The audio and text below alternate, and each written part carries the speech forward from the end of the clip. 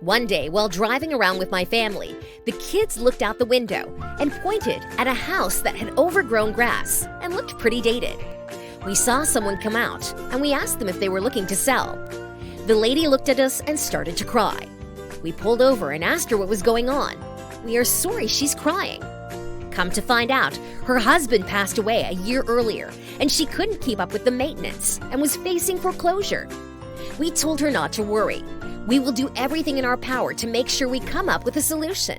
Long story short, we stopped the foreclosure.